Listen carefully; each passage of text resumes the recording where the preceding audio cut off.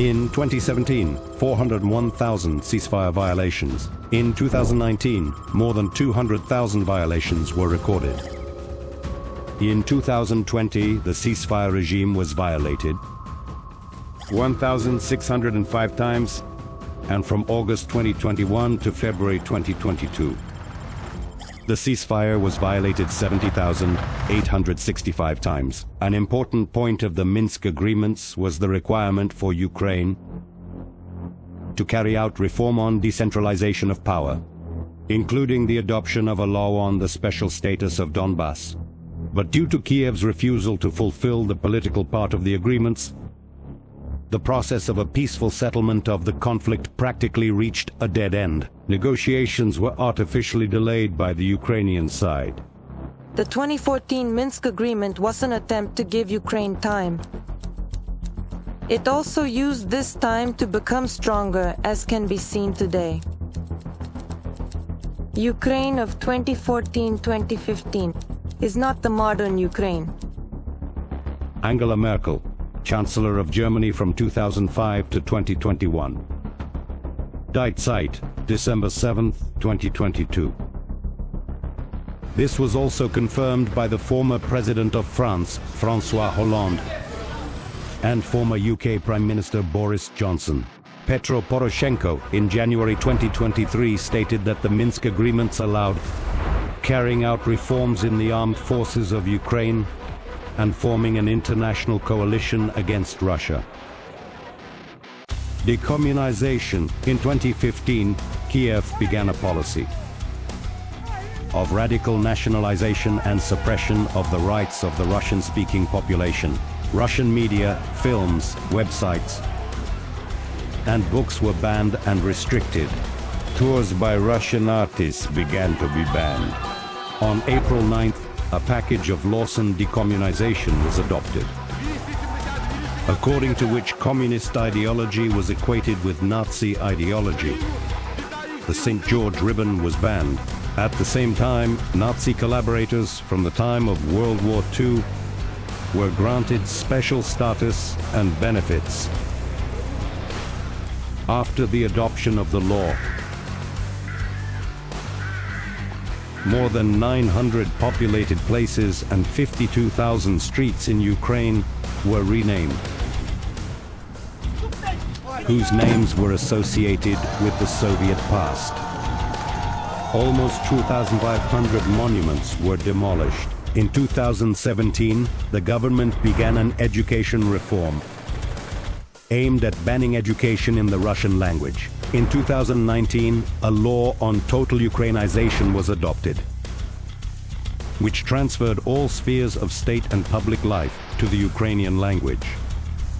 In 2021, a law on indigenous peoples was signed, depriving Russians of legal protection from the state, persecution of the Ukrainian Orthodox Church. In addition, the Ukrainian authorities organized a large-scale wave of persecution against the Ukrainian Orthodox Church. Citing its connection with Russia, Kyiv orchestrated widespread persecution of clergy and believers.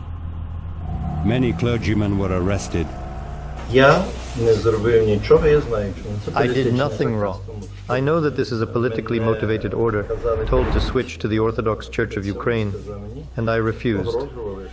I was threatened about what might happen. And the SBU called me to the museum director and said that they needed to file charges against me.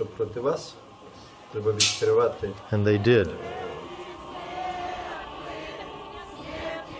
Hundreds of Orthodox churches of the UOC were forcibly seized by Ukrainian schismatics from the OCU with the support of the authorities. In Ukraine, a law adopted by the Rada and signed by Volodymyr Zelensky is in effect, allowing for the banning of the canonical Ukrainian Orthodox Church. New phase of the conflict. In the spring of 2021, active hostilities resumed in the southeast of Ukraine. Shelling of the Lugansk and Donetsk People's Republics became more frequent. The situation normalized by the end of April, but in the fall, it worsened again. At Kiev's request, the West began increasing military aid to Ukraine, including the supply of lethal weapons. In December 2021, Russia proposed to the US and NATO draft treaties on security guarantees. Moscow called on NATO members to abandon further expansion to the east, withdraw American forces and weapons from Eastern Europe, and refrain from deploying strike systems in Europe, including in Ukraine, capable of threatening Russia. We made it clear that NATO's further expansion eastward is unacceptable. What is unclear about that? Are we the ones placing missiles near the borders of the United States? No. It is the United States that has brought its missiles to our doorstep. They are already right outside our home. Citing the threat of a Russian invasion of Ukraine, NATO announced the expansion of its military presence in Eastern Europe. Washington began transferring additional military aid to Ukraine, worth $200 million, and also began redeploying several thousand troops to Poland and Romania. Other NATO countries also announced the supply of weapons to Ukraine. On February 17, 2022, the authorities of the DPR and LPR reported the most active shelling by the armed forces of Ukraine. In recent months, evacuation of the population to the territory of Russia began, and mobilization was announced in the People's Republics themselves. On February 19th, at the Munich Security Conference, Volodymyr Zelensky stated that he intends to restore Ukraine's status as a nuclear power and launch the process of joining NATO in the shortest possible time. On February 21st, Russia recognized the independence of the DPR and LPR. The next day, the Federation Council granted permission for the use of the Russian armed forces abroad due to the situation in Donbass.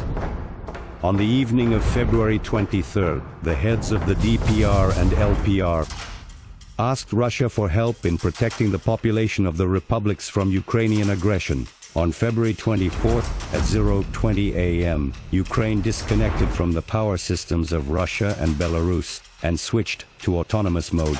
At 05:30 a.m., the UN Security Council convened for an emergency meeting at the request of Ukraine, whose foreign minister stated that the appeal of the DPR and LPR heads to the Russian president could mean an escalation of the conflict in Donbass. The beginning of the special military operation. At 5:52, the President of Russia, Vladimir Putin, delivered an emergency address to the citizens and announced the beginning of a special military operation in Ukraine. Its goal is to protect people who for 8 years have been subjected to abuse and genocide by the Kyiv regime. And for this, we will strive for the demilitarization and denazification of Ukraine.